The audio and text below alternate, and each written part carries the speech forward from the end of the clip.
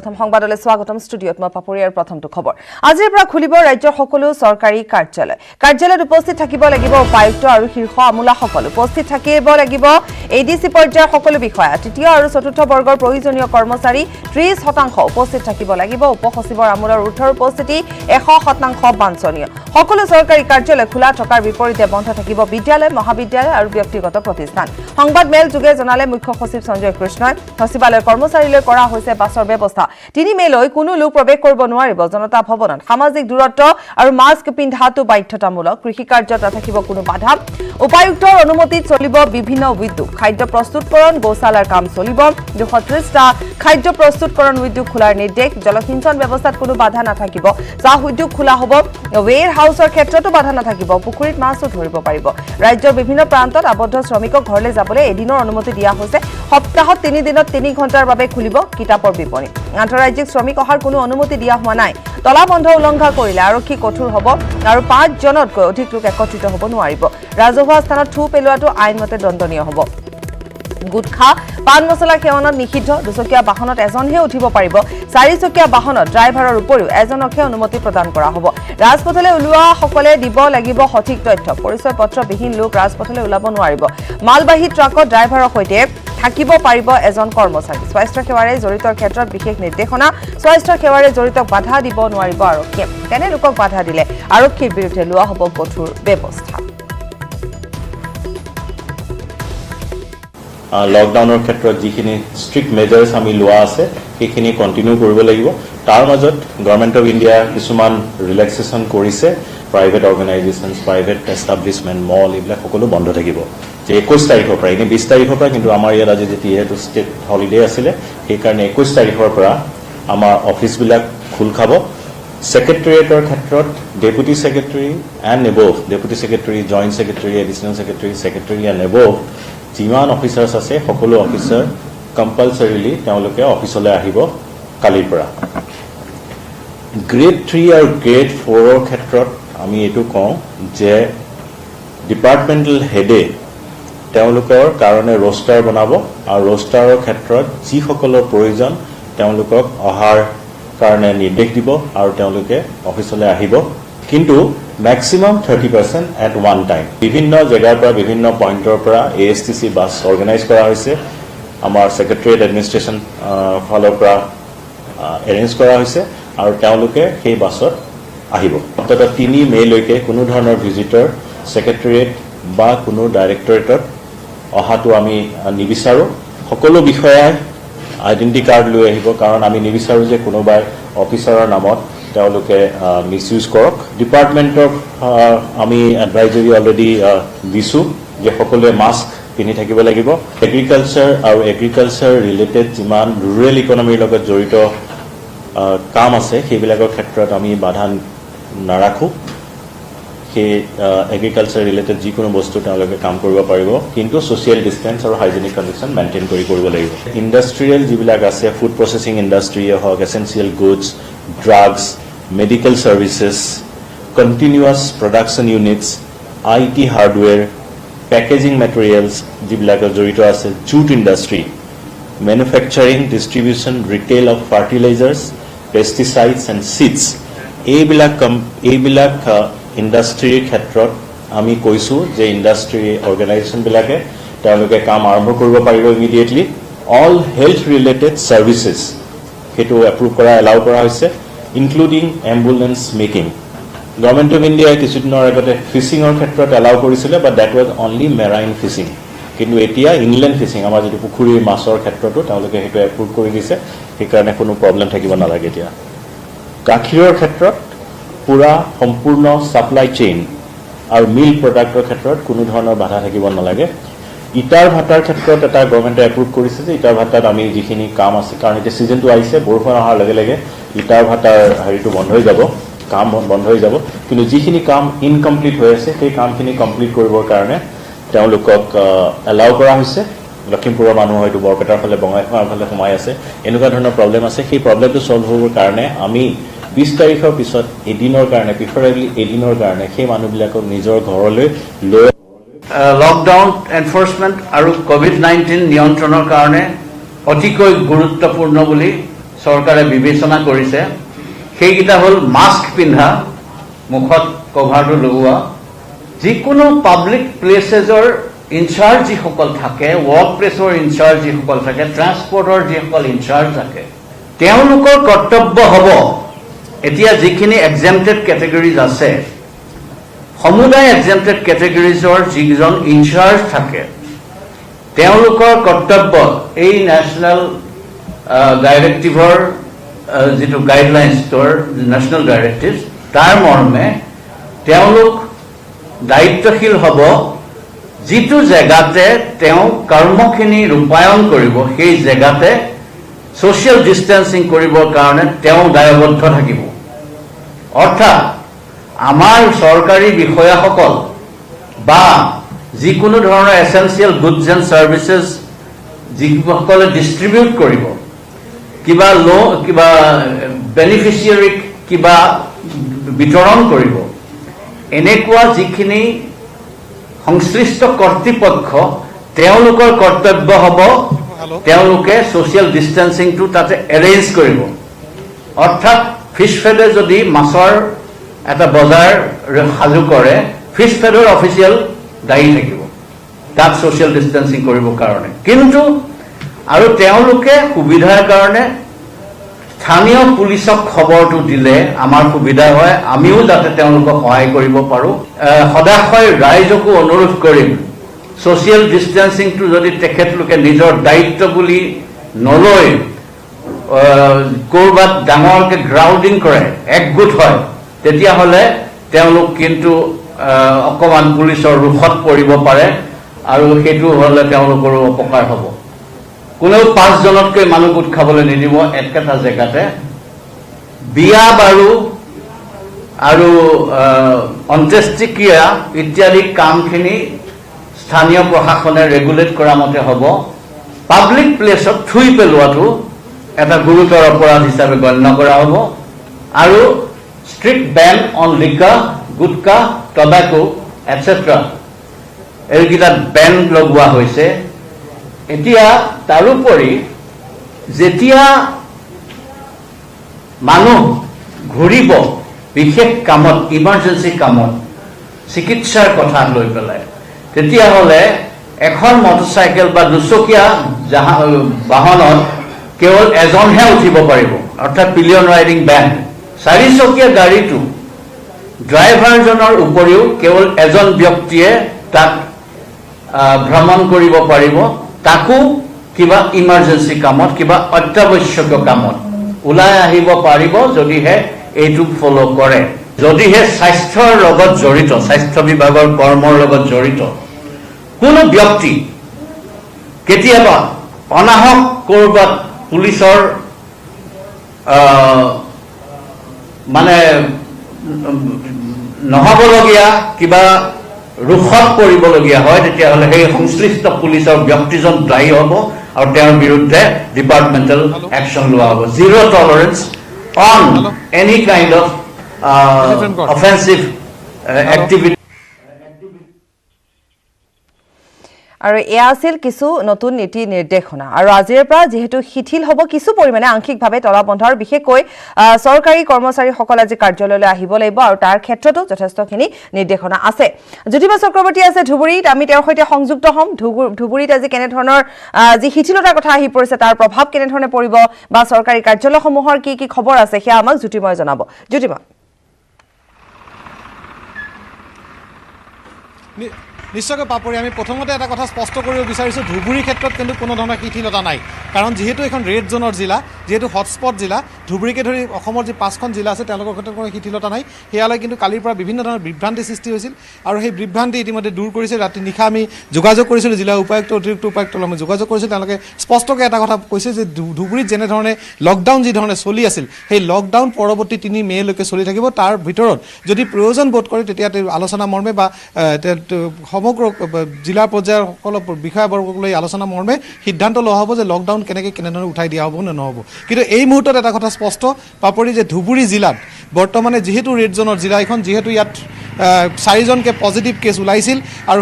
সেইকাৰণেই ইয়াত কিন্তু কোনো ধৰণৰ শিথিল এটা দিয়া হোৱা নাই মানুহক ঘৰত থাকিবলৈ আহ্বান জনাইছে জিলা প্ৰশাসনে ঘৰৰ পৰা ওলাই আহিব নালাগে যি শিথিলতা দিয়া হৈছে অসমৰ আন প্ৰান্তৰ কাৰণে সেই কথা কিন্তু ইয়াত প্ৰযোজ্য নহয় ইয়াক কিন্তু স্পষ্ট কৰিছে ইতিমধ্যে আৰু এটা কথা পাপৰি ইয়াত ক'ব লাগিব 14 তাৰিখে অন্তিমটো যিটো পজিটিভৰ কেছ ওলাইছিল সেই ৰচিতা খাতুন বোলা মহিলাগৰাকী যিটো কেছ ওলাইছিল কৰোনা পজিটিভ বুলি সেইটো 14 এপ্ৰিলত ওলাইছিল তেনে ক্ষেত্ৰত তাৰে পৰা যদি 14 দিন আমি ধৰিব যাওঁ তেতিয়ালৈকে 28 এপ্ৰিললৈকে কিন্তু ধুবুৰীৰ এই ৰেড জোনৰ পৰা অৰেঞ্জ জোন হোৱা বা আন জোনলৈ যোৱাৰ কোনো সম্ভাৱনা নাই তেনে ক্ষেত্ৰত 28 তাৰিখলৈকে এই মুহূৰ্তলৈকে যিখিনি যেনেকৈ আছে ঠিক তেনেদৰে চলি থাকিব বুলি ইতিমধ্যে জিলা প্ৰশাসনে আমাক জনাইছে কিন্তু ৰাতিপুৱাৰ পৰা দেখা গৈছিল কিছু বিভ্ৰান্তি সৃষ্টি হৈছিল কিছু মানুহ ওলাই আহিছিল আৰক্ষী কিন্তু যথেষ্ট কঠোৰ হৈছে আৰক্ষী তেওঁলোকে বুজাইছে তেওঁলোকক ঘৰলৈ পঠাই দিছে ইতিমধ্যে আৰু এই মুহূৰ্তত এটা কথা স্পষ্টকৈ ক'ব পাৰি ধুবুৰীত পূৰ্বত যেনেদৰে লকডাউন চলি আছিল আজিও তেনেদৰে ঠিক তেনেদৰে চলি থাকিব ইয়াত কোনো পৰিৱৰ্তনৰ সম্ভাৱনা এই মুহূৰ্তত নাই কাৰণ জিলা উপায়ুক্তই এতিয়ালৈকে কোনো ধৰণৰ ঘোষণা কৰা নাই হয় জ্যোতিৰ্ময় চক্ৰৱৰ্তী গতিকে ধুবুৰীবাসী ৰাইজৰ বাবে এই কথাখিনি যথেষ্ট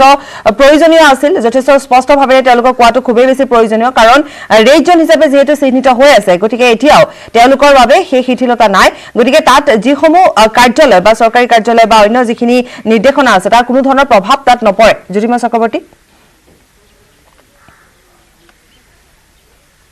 নিশ্চয়কৈ পাপৰি ইয়াত কোনো ধৰণৰ প্ৰভাৱ নহয় যিখিনি আচলতে অত্যাৱশ্যকীয় সামগ্ৰী সেৱা যি চলাই আছিল ইতিমধ্যে যিখিনি চলি আছিল এই লকডাউন পিৰিয়ডত তেওঁলোকে তেনেকৈ ঠিক চলি থাকিব নতুনকৈ কোনো কথা নাই কিন্তু এটা কথা ইয়াত স্পষ্ট যে যিখিনি কণ্টেইনমেণ্ট জোন বনোৱা হৈছে 3 কিলোমিটাৰ ৰেডিয়াছত যিসমূহ গাঁৱত পজিটিভ কেছ ওলাইছিল তাত কিন্তু প্ৰতি ঘৰে ঘৰে গৈ বৰ্তমানে স্বাস্থ্যকৰ্মীয়ে প্ৰতি ঘৰে ঘৰে গৈ প্ৰতিজন ব্যক্তিক তাতে এক্সামিন কৰা হৈ আছে তেওঁলোকৰ কিবা চিম্পটমছ আছে নেকি তেনেকুৱা সেই অঞ্চলসমূহ প্ৰথমতে ক্লিয়াৰ হ'ব লাগিব আৰু সেই অঞ্চলসমূহত বৰ্তমানে চলি আছে সমগ্ৰ কাম স্বাস্থ্য বিভাগে আপুনি কৈছে যে ৰাইজৰ মাজত এক বিভ্ৰান্তিৰ সৃষ্টি হৈছে ইয়াত কিন্তু ইতিমধ্যে প্ৰশাসনে হোম ডেলিভাৰীৰ পৰা আৰম্ভ কৰি সকলো দিছে হয় কিন্তু সেয়া যিটো বিভ্ৰান্তিৰ সৃষ্টি হৈছে মই আপোনাৰ আপুনি কালি সংবাদ হয় যদি মই কওক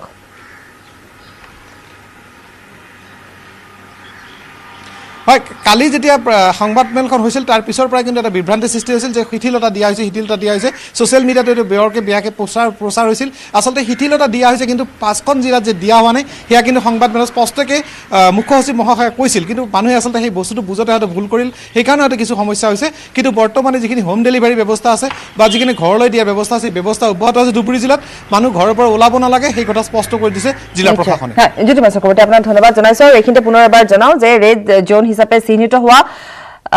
সকলো ঠাইত এই মুহূৰ্তলৈকে শিথিল কৰি দিয়া হোৱা নাই আৰু যিসমূহ ঠাই ৰেড জোন হিচাপে চিহ্নিত হৈছে সেইসমূহ ঠাইত আগৰ দৰে একেধৰণে কটকটীয়া হৈ থাকিব সকলো ব্যৱস্থা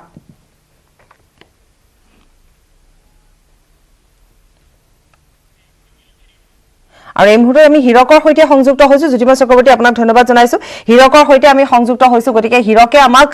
মহানগৰী পৰিৱেশৰ সন্দৰ্ভত জনাব হীৰক যিহেতু আমি ইতিমধ্যে জনাইছোৱে যে সেয়া ধুবুৰী হওক গোৱালপাৰা হওক নলবাৰী হওক য'ত ৰেড জোন হিচাপে চিহ্নিত হৈছে সেইসমূহ স্থানত কোনো ধৰণৰ শিথিলতা দিয়া নহ'ব আংশিকো নহ'ব গতিকে একেধৰণে কঠোৰ হৈ থাকিব ইফালে গুৱাহাটী মহানগৰীত আজি কিছু ব্যস্ততা পোৱাৰ ভাগৰ পৰা দেখিবলৈ পোৱা গৈছে হীৰক পূৰ্বৰ দৰে কিছু বাহন চলা দেখিবলৈ পোৱা গ'ল আজি পুৱাৰ ভাগতে যদি আমি কওঁ আৰু বিশেষভাৱে আজি কৰ্মচাৰী যিহেতু আহিব কাৰ্যালয়লৈ গতিকে সেই সন্দৰ্ভতো আমি আপোনাৰ পৰা আৰু কিছু কথা জানিব বিচাৰিম হীৰক হয় পাপৰি আজি যিহেতু আজিৰ পৰা কিছু শিথিলতা কৰা হৈছে লকডাউন খুলিবলৈ দ্বিতীয় পৰ্যায়ৰ লকডাউন খুলিবলৈ 13টা দিন বাকী আছে 13টা দিন বাকী থকা অৱস্থাত বহু ক্ষেত্ৰত শিথিলতা আনিছে যিহেতু কালি সংবাদমেল যোগে এই কথা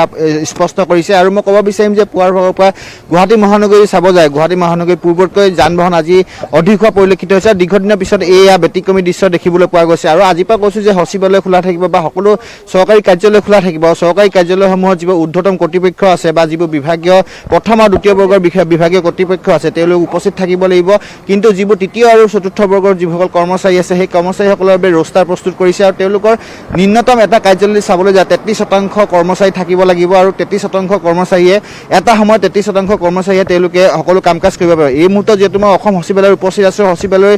দৃশ্য দেখাবলৈ চেষ্টা কৰিম আৰু ইয়াত এনেদৰে চেনিটাইজেনৰ ব্যৱস্থা কৰা হৈছে আৰু যিসকল কৰ্মচাৰী আহিব সেই কৰ্মচাৰীসকলে এই স্থানত তেওঁলোকে হাত ধুই যাব লাগিব আৰু হাত ধুই ভিতৰলৈ প্ৰৱেশ কৰিব লাগিব আৰু ইয়াত জনসমাগম পৰিহাৰ বা আছুতীয়া থাকক বা কৰোনা সংখ্যাই ৰোধ কৰক এনেধৰণৰ শ্লোগান দিয়া হৈছে আৰু ইয়াত এনেদৰে চেনিটাইজেশ্যন কৰি তেওঁলোকে ভিতৰত প্ৰৱেশ কৰিব লাগিব তাৰপিছত তেওঁলোকৰ ভিতৰৰ যি এই স্থান দেখিছে সেই স্থানত তেওঁলোকৰ আই কাৰ্ড চোৱা হ'ব তাৰপিছত আই কাৰ্ড চোৱাৰ পিছতেই ভিতৰত প্ৰৱেশ কৰিব দিয়া হ'ব কিন্তু মাস্ক পিন্ধাটো অত্যন্ত জৰুৰী বুলি ইতিমধ্যে স্পষ্ট কৰি দিছে আৰু লগতে এটা কথা ক'ব বিচাৰিম যে তেওঁলোকে সামাজিক যি দূৰত্ব সেই দূৰত্ব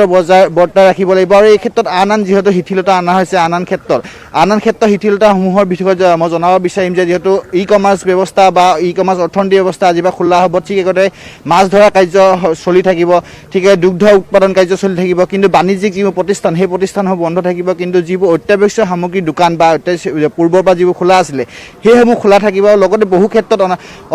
ক্ষেত্ৰত এনেধৰণৰ ব্যৱস্থা গ্ৰহণ কৰা আছে কিন্তু বিদ্যালয় বা বিশ্ববিদ্যালয় বা অন্যান্য যিবোৰ সেইবোৰ ক্ষেত্ৰত শিথিলতা এই মুহূৰ্তলৈকে অনা হোৱা নাই আৰু গুৱাহাটী মহানগৰীৰ কথা যদি ক'বলৈ যায় গুৱাহাটী মহানগৰীত যিসমূহ কৰ্মচাৰী আহিব সেই কৰ্মচাৰীসকলক অসম সচিবালয়ৰ তৰফৰ পৰা বাছ দিয়া হ'ব তেওঁলোকে ব্যক্তিগত কোনো ধৰণৰ বাহন আনিব নোৱাৰিব বাছৰ জৰিয়তে এই সচিবালয়ৰ যি আগফাল আছে বা যি সচিবালয়ৰ যি স্থান আছে সেই স্থানত তেওঁলোকে ৰখিব লাগিব তাৰপিছত তেওঁলোকে ভিতৰত প্ৰৱেশ কৰিব লাগিব মুঠৰ ওপৰত কৰি চাবলৈ যায় সম্পূৰ্ণ প্ৰস্তুত কৰি তুলিছে আৰু আজিৰ পৰা আমি দৃশ্য চাম কেনেধৰণে তাত হাত ধুই যাব লাগিব বা চেনিটাইজ কৰি যাব লাগিব সেই দৃশ্যসমূহ এবাৰ আমাক আকৌ দেখুৱাওক